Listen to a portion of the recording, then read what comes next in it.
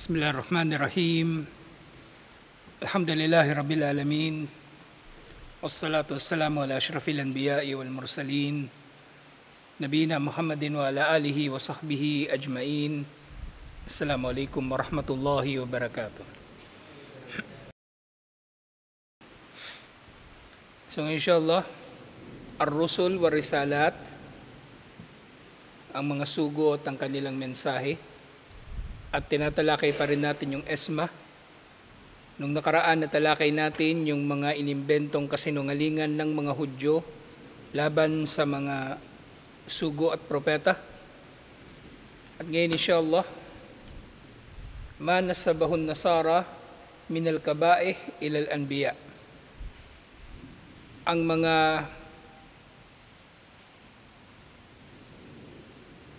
ibinibintang na kasamaan ng mga Kristiyano sa mga propeta. So sinasabi, wa nasara laysu bi afdali minal yahudi fi hada. Ang mga Kristiyano ay hindi sila mas mainam kaysa sa mga Hudyo sa usapin na ito. Ibig sabihin, maaring mas masahol pa o kasing sama ng mga Hudyo ang kanilang paniniwala sa mga bagay na ito, yung mga sinasabi nila laban sa mga sugo at mga propeta. Fakad nasabu ilal anbiya'i war rusul al kaba'ih, sila ay nagbintang sa mga propeta at mga sugo ng masasamang mga bagay. Wadhalika bitasdikihim bit taurati al muharrafa al mugayyara al mawjud al yawm. Na unang dahilan kung bakit maaari nating masabi na pareho lang ang mga Kristiyano sa mga Hudyo o maaring mas masahol pa sila ay dahil pinatototohanan ng mga Kristiyano ang Torah na meron sa panahon ngayon. Ang Torah, itinaunang 5 libro nga ng Old Testament. Yung Genesis, Deuteronomy, Numbers, yung Exodus, kalimutan ko isa pa. Basta yung Leviticus. So 5 libro yun ng nauna sa Old Testament. Yun ay pinatototohanan nila. Anong ibig sabihin ng pinatototohanan nila? Kasi tinatanggap nila sa kanilang mga aklat. Ang mga Biblia sa panahon natin ngayon, yung kompleto, may Old Testament at New Testament, nandun din ang mga kabanata na ito. At ang mga ito nga ay alam naman din nila na muharrafa, binago na, o mugayyara, ganun din. Pero tinatanggap pa rin nila. Actually, meron pang nagsasabi na meron daw 50,000 na mga error o pagkakamali sa Biblia, pero tinatanggap pa rin nila. At ipinagmamalaki pa nga nila na ito raw ay salita ng Diyos. So, maaring mas masahol pa nga ang mga Kristiyano na tinatanggap nila yung mga nabanggit natin na mga paniniwala ng mga Hudyo laban sa mga propeta at mga sugo. So yun nga, wallati fiha madakarna, kabilang dito yung mga nabanggit natin nung nakaraan, bil idafati ila ma fil injili al muharraf wa mimma fihi, at karagdagan pa rito yung mga mismong naroon sa New Testament na mababanggit natin ng ilan ngayon, inshallah. So una, wurida fi injili. Siyempre, Injil na tinutukoy dito, yung bagong tipan, yung New Testament, hindi original na ebanghelyo ni Isa alayhis salam. Nababanggit sa Injil sa Mateo. Matatagpuan ito sa Mateo 1:3. Anna Isa min nasli Sulaiman bin Dawud wa anna jaddahum Farad alladhi huwa min nasli zina min Yahuda bin Yaqub. So sinasabi na si Isa alayhis salam daw ay nagmula kay Solomon na anak ni David. At ang kanilang ninuno nga na si Perez, pangalan Perez, ay anak sa labas ni Yehuda na isa sa mga anak ni Yaqub alayhis salam. Anak sa labas, ibig sabihin hindi niya anak sa kanyang asawa. At actually, ito rin naman yung binibintang ng mga Hudyo na ang nanay ni Sulaiman alayhis salam ay hindi rin asawa ni Dawud alayhis salam. Okay, so either way natin tingnan, yung pagiging illegitimate ni Isa alayhis salam ay nababanggit dito sa Mateo at kahit doon sa Lumang Tipan katulad ng natalakay natin noong nakaraan. Na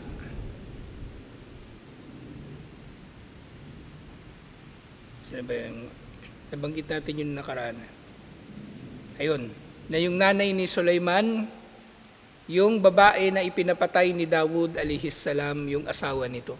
So yun, so either way, iniugnay nila kay Isa alayhis salam ang hindi magandang pinanggalingan. Samantala, kung sa Esma, ang mga propeta at mga sugo ay napangangalagaan din sa kanilang karangalan. So ang Esma, hindi lang ito sa proteksyon o pangangalaga ni Allah sa kanila mula sa pinsala o pagkakapatay sa kanila sa ng mga kaaway nila, o kaya hindi lang ito pangangalaga sa kanila ni Allah na sila ay makakagawa ng malaking kasalanan, pinangangalagaan din sila ni Allah laban sa kahihiyan. Okay? Pinangangalagaan sila ni Allah laban sa kahihiyan. So hindi totoo ito. Ito ay itinatanggi natin. At syempre, mas itinatanggi natin na si Isa alayhis salam daw ay anak ng isang sundalong Romano katulad ng ibinibintang ng mga Hudyo na di umano ay nakipagrelasyon dito si Maryam at siya ay nabuntis.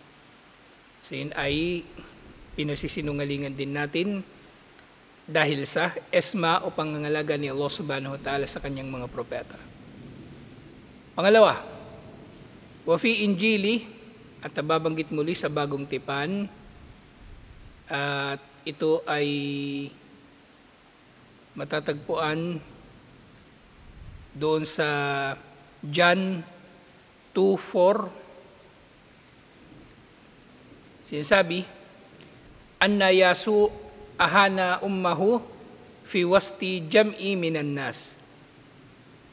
Na si Isa alayhis salam, pinagalitan daw niya o ininsulto daw niya yung nanay niya sa kalagitnaan ng pagtitipon ng mga tao. So ito yung pagkakataon na tinawag daw ni Isa alayhis salam yung nanay niya bilang babae. Yung tinawag niya na babae. Yun yung tinutukoy dito na na talata. Hanapin nga natin yung inshallah. Saan ba yan?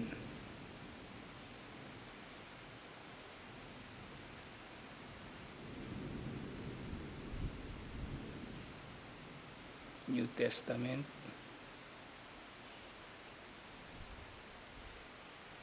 Ayun. Doon sa John 2:4, at sinabi sa kanya ni Jesus, babae, ano ang pakialam ko sa iyo? Ang aking oras ay hindi pa dumarating. Okay? So kahit sinong gagong anak, hindi naman siguro magsasabi ng ganito sa kanyang nanay, so paano pa kaya yung propeta na masasabi niya ang ganito sa kanyang sariling ina? Sinabi raw ni Isa alayhis salam, sinabi raw ni Jesus, babae, anong pakialam ko sa iyo? Okay, so ito ay itinatanggi natin dahil sa esma, dahil ang esma ay pangangalaga ni Allah sa malalaking mga kasalanan, at ang uququl walidain, ang paglapastangan sa magulang, ay malaking kasalanan. Kabilang siya sa mga kabair actually.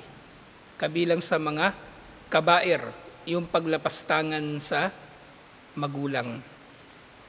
At sinabi ni Allah subhanahu wa ta'ala doon sa surah Maryam, verse 32, inilarawan dito si Isa alayhis salam, sinabi, wa birran biwalidati.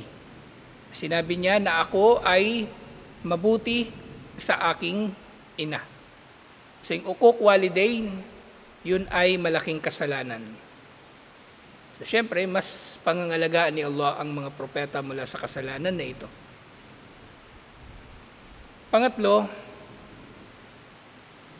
anna Yasu syahida bi anna jami'il anbiya alladhina qamu fi bani Israel hum Sarak walasus.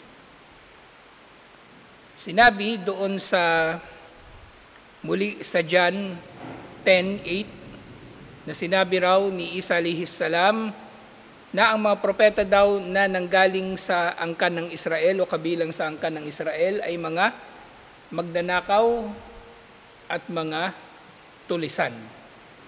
So yun yung nababanggit doon sa John. Hanapin nga natin yun, John 10:8. So sinabi raw ni Jesus, ang lahat ng nangauna sa aking nagsiparito ay mga magdanakaw at mga tulisan. Datapwat hindi sila dininig ng mga tupa.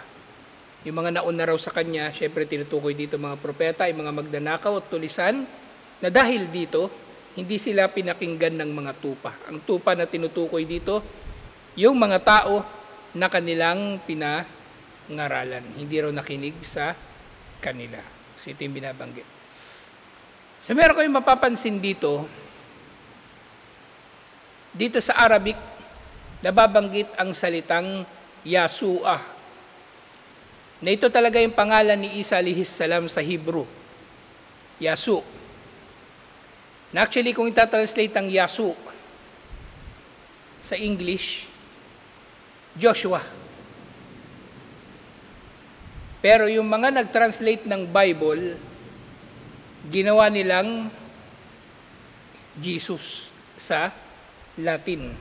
Hindi na natin alam kung bakit. At sa Quran, bakit Isa ang pangalan ni Isa alayhis salam at hindi ginamit yung pangalan niya na Yasu'ah na naroon dun sa Biblia?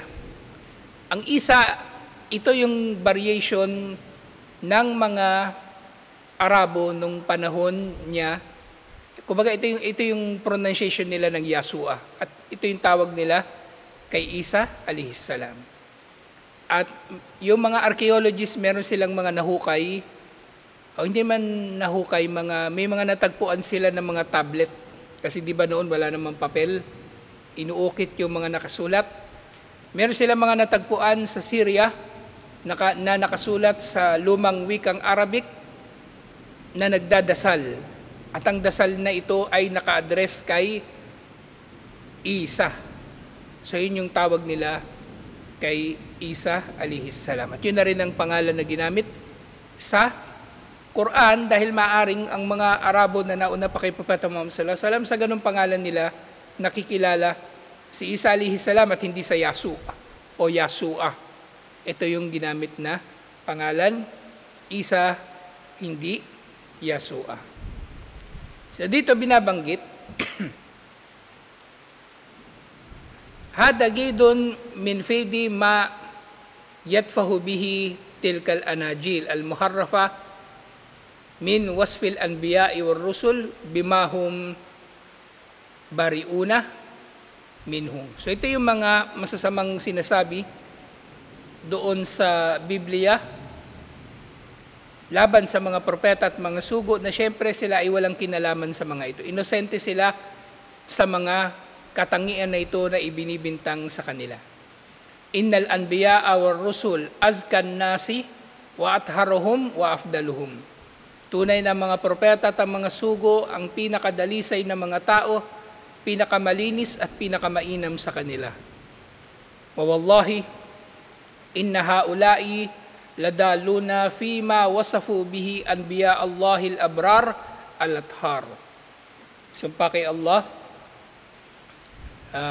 sila na mga naligaw o silang mga naglarawan sa mga sugo at propeta ni Allah na dalisay, sa ganitong paraan sila ang mga naligaw. Sila ay mga naligaw.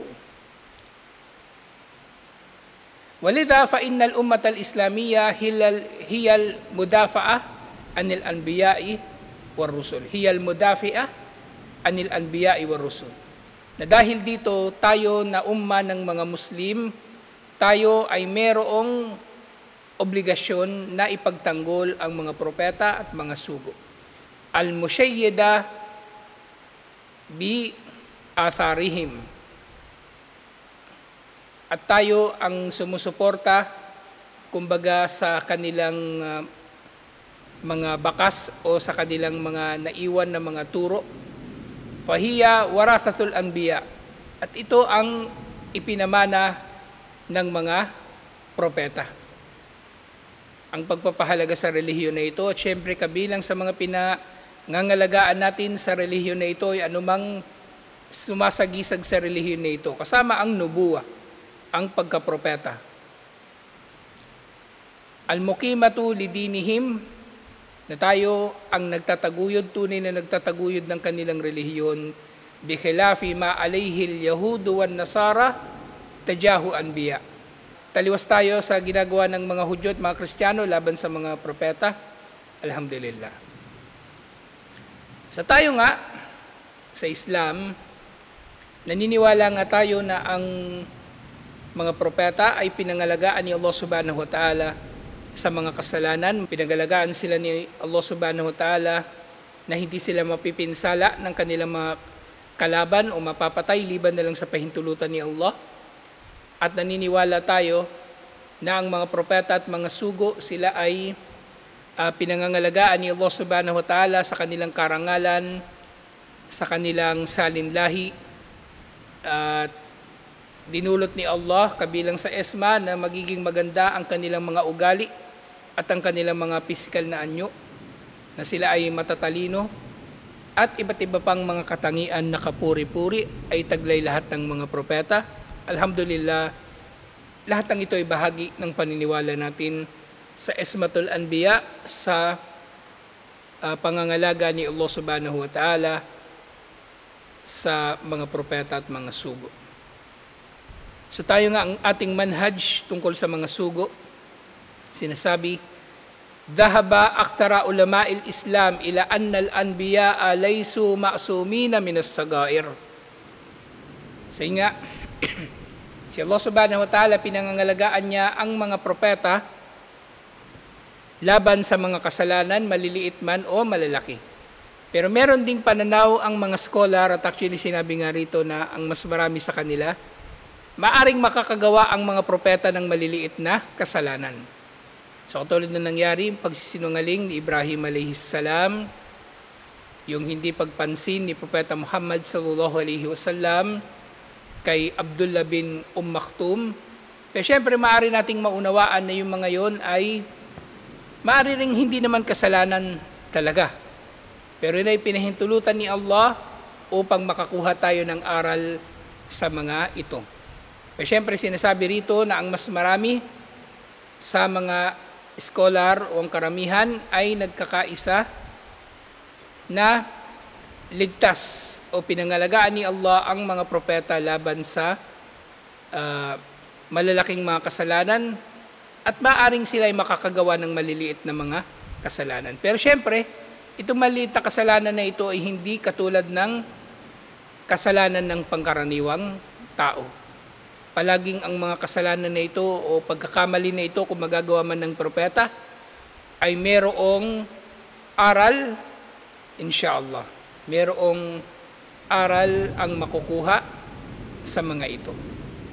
Na yung mga propeta, halimbawa nga sa pagsisinungaling ni Ibrahim alayhis salam, meron ditong hikmah at merong kumbaga mabigat na kadahilanan bakit niya nagawa ang mga bagay na yon, at iba pang mga katulad dito.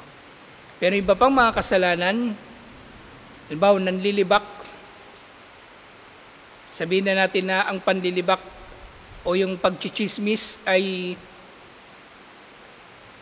maaring aabot sa punto na hindi pa ito mabibilang sa mga kabair. Katulad dun sa di ba, yung pinarusahan sa libingan. So sinabi ni Propeta Muhammad sallallahu alaihi wasallam na hindi naman sila pinarusahan dahil sa malaking kasalanan. Yung isa nagpapakalat ng chismis, yung isa hindi nag-iingat sa kanyang pag-ihi.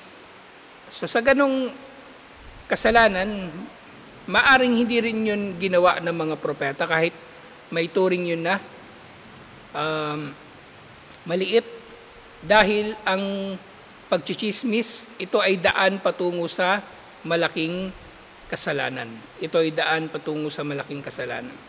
Siyempre, ang mga propeta, sila iniligtas ni Allah mula sa pakikiapid, pagnanakaw, panlilinlang, pagsamba sa mga Diyos-Diyosan, at iba pang mga ibinintang ng mga Hudyo at mga Kristiyano laban sa kanila. Alhamdulillah.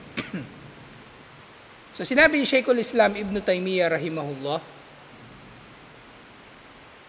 sinabi niya, al-qawlu bi anna al-anbiya'a ma'sumuna min al-kaba'iri duna as-sagair huwa qawlu aktaril ulama'il Islam. Akthari ulama'il Islam.